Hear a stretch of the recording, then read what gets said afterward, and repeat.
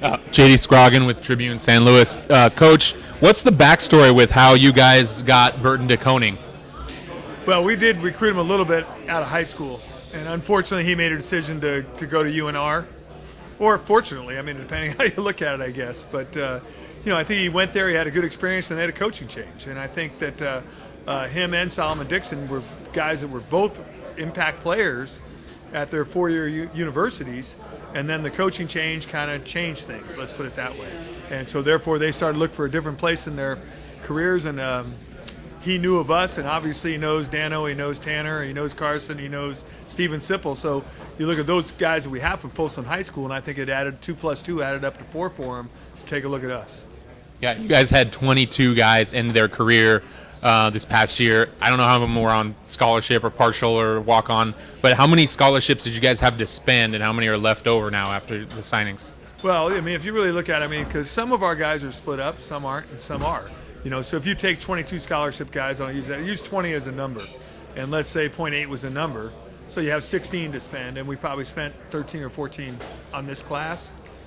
So we probably have a couple to sign if we want to do it. But you got to remember, the other thing I always try to do is for walk-ons, I always try to save. So this year we're going to sign 4 walk-ons, guys that walked on here. We're going to give 4 guys money that have earned it. So why look outside when you can look inside is kind of my philosophy on what I do with walk-on money.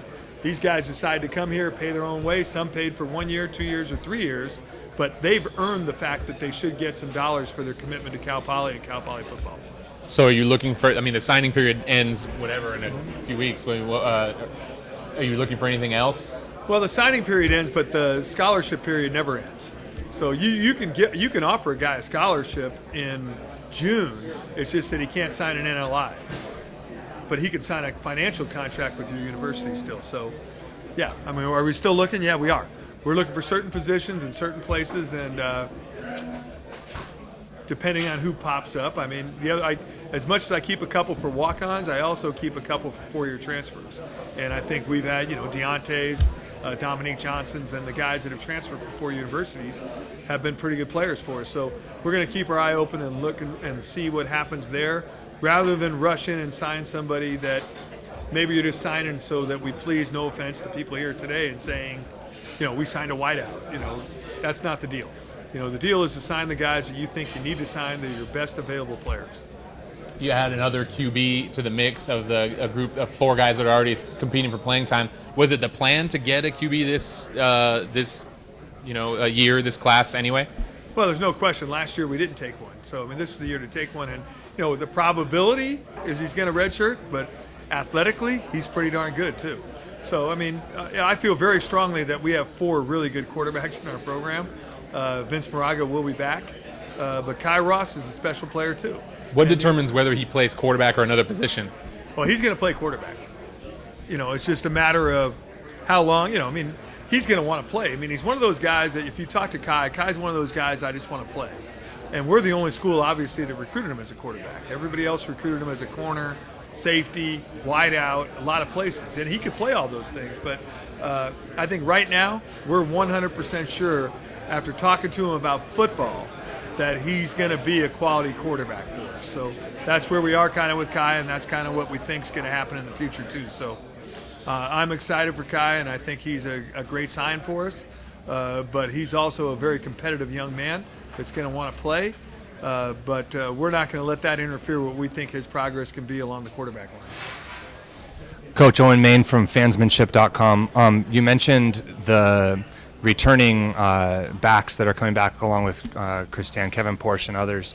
And then you had 2 speed burners that you recruited as well that were just there. Can you talk a little bit about the depth at that position, and is that a place that you might redshirt one of those guys too because of how many of them you have, or is it better to have just 5 or 6 guys who might get in the mix that way? Well, I'm not saying I'm going to redshirt. We're not going to tell any of the freshmen, including Kai, that we're going to redshirt them.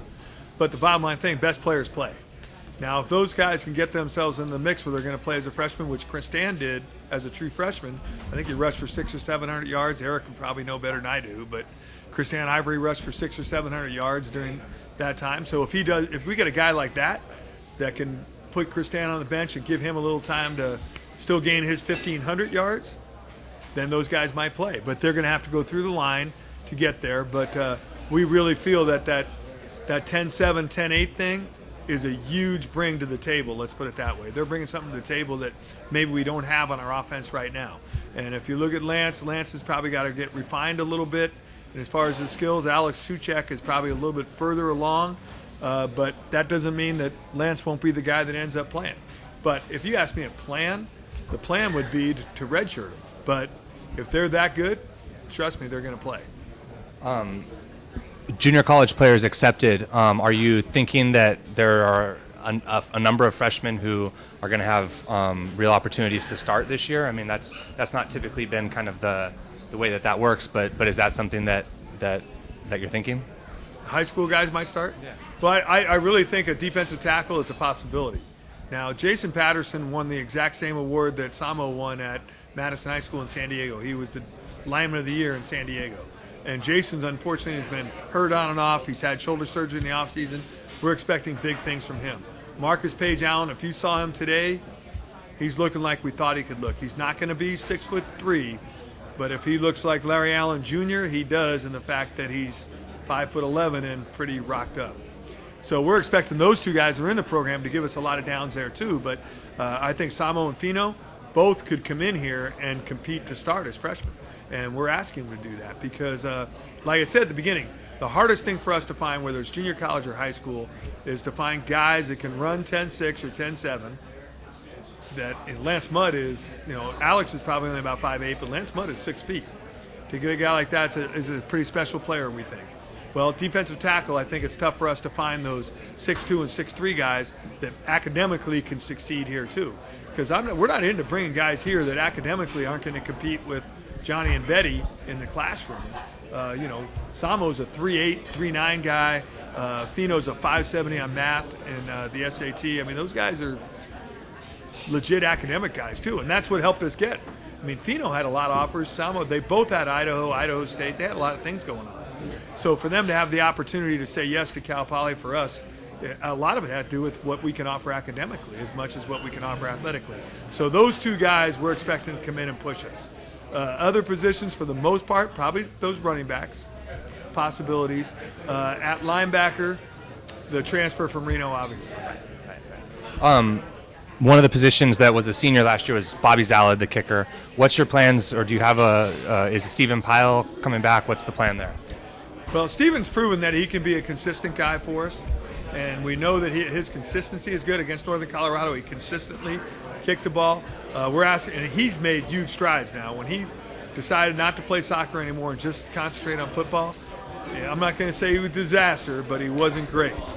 And he came back last year, and as the year progressed, he really started to strike the ball. I think like people thought he could out of Texas when he came out of Austin, Texas. So we're expecting him to make one more jump. If he does, I feel comfortable. Sam Boyden is a true freshman here and now, and Sam has got an extremely strong, little bit inaccurate leg from Berkeley High School that's here as a freshman, and we expect him to compete. And I think you'll see some walk-on kicker punters that are going to come here, and we'll let those two guys compete, and we'll figure it out a little bit more after spring. Coach Rafael Salinas, Mustang News.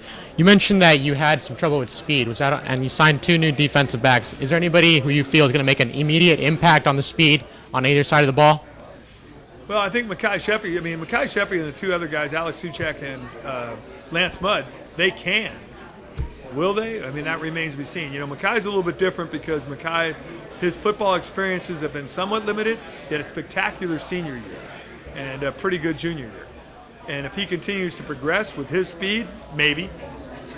What the real deal would be for all 3 of those guys probably is one of the running backs will probably play a little bit, and one of them will probably redshirt, and Mekhi will probably redshirt as well. Okay. You had some problems towards the end of the year on the durability at quarterback. Did that have any reason?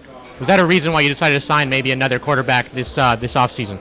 Well, obviously the injuries at quarterback are definitely something that we're concerned about because I think, if you looked at continuity last year, and because Dano and Chris are very good players, but they're uniquely different in their styles of play, let's put it that way. Even though they're both very good runners, they're just different in how they play. And finding a way to make sure we stay healthy at that position is definitely a concern. I don't think it had a real impact on whether we signed Kai Ross or not. Kai Ross is a good enough player in his own merit that we would have been stupid not to take him. Okay. Do you expect more pocket passing and less running from your quarterbacks this upcoming season to maybe avoid that issue in the future? Our pocket passing is really play action passing.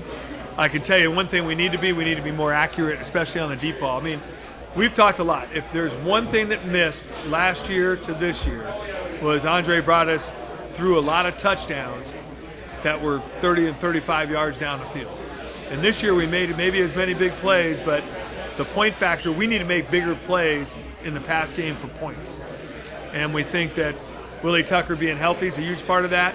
We think Cam Aiken's development's a huge part of that. We think that Carson McMurtry or Jordan, those guys are all a part of that formula. But the bottom line thing is we got to be more accurate in throwing the football down the field, and we got to protect it better. But if you look at our pass game, it really is. It's a pocket pass game. It's just play action. We're really going to throw the ball from behind the guard for the 80% of the time because that sells what we do on offense. So I think that those are the things that we're looking to do. And am I going to make a prediction? Are we going to throw the ball more? Not tonight. I'm not going to make that prediction, but I just hope we're more efficient, and I hope we can throw. If Andre throws for 1,700 yards a couple of years ago, and this year I think we threw for about 1,700 yards. But the difference, Andre threw for 20 touchdowns, and of those 20 touchdowns, about 12 or 13 of them were 40 yards or more, and that adds to your point total. So if the difference between 38 points and 29 points were those plays per game, which maybe they beat Northern Arizona, maybe they beat Montana, and maybe that gives us an opportunity to continue to win championships in the Big Sky, which is our goal. Any further questions? I just got one. Matt Santa Maria, KSBY. Just your overall assessment of this class in terms of filling the needs you wanted to fill and in terms of getting talent into this program. Yeah, well, one of the things I've always doubted that we could do, like I've said before, is the big guy thing is a huge factor for us. And to get those two guys, I remember Justin Wood recruits San Diego, and he came to me with Samo in the spring. I went down there, and they pretty much told me he was probably going to commit to the University of Idaho, so we kind of backed off of him. And he's 6'2", 290 pounds, and he's a 3.9 student. So I'm looking at we got this guy that's the kind of guy we have to get to say yes. So Fino's the exact same way at James Logan High School. A lot of people backed off of him because he's not 6'3" or 6'4", but if you watched him play, he's extremely active, and he had a lot of opportunities. But I think their moms and dads really got the academic picture of the place and really felt this was the best place for him. So for us to get two guys that are freshmen, that are 280, 90, or 300 pounds, that's a huge get for us, in my opinion. And then I think the Makai Sheffy, the Alex Suchek, and the Lance Mudd that all run sub 10, 800 meters, those are pretty good guys too. So I think those are the guys that really add up to the class, making it really a great class. Our four-year transfers, Logan Mays, Burton, DeConing, and Solomon Dixon. I think those guys are all going to play and play a lot, which is what we look for from transfers. So I think overall, I think we did a good job of filling the needs that we have for our present, as well as looking forward to a great future. And I really feel like doing the things that can make us maybe 15 or 20 points better this year, which would make it a huge difference last year. Coach, one more question. Cole Stanford was a pretty different athlete as far as being able to catch passes and get passes over the middle. What does that look like as far as your running backs this year, Good question. being able to catch passes out of the backfield? All right, we have a guy in the program that is a tremendous wide receiver. To be honest with you, he probably could have played wide out for us last year. But we decided to redshirt him, and Josh Savage is a lot like Cole. And hopefully we're starting to figure it out. So Cole Stanford goes to, Coach Ellerson recruited him here. We recruited him to West Point. Coach T and I lost our job at West Point. They went to West Point. We came here. We both recruited him to both places. He went to West Point for about 6 days. And he called me and he said, what do you think? I said, yeah, well, hopefully I get you back into school. But I said, that's about as far as I can go. And that guy came here as a walk-on. And Cole Stanford's a tremendous athlete. Well, Josh Savage is the guy that we tried to pattern Cole after. Cole, we tried at linebacker. We tried him at safety. We tried him at fullback before we finally put him where he ended up being successful the last 2.5 years. And so we took this guy, Josh Savage, and said, Josh, you could be like that. And we think he can. Now, does that mean Josh is going to be exactly like him? Probably not. But I think he's got a lot of the pass-catching abilities. the toughness. I think the running back part of it's going to be a little bit of a stretch for him, but we think he can do it and fill in there, I think, very well. And then I think we have a couple other guys that are in the program that can fill the void. So that position may not be the Cole Stanford show, and unfortunately this past year it wasn't either because he was hurt so often.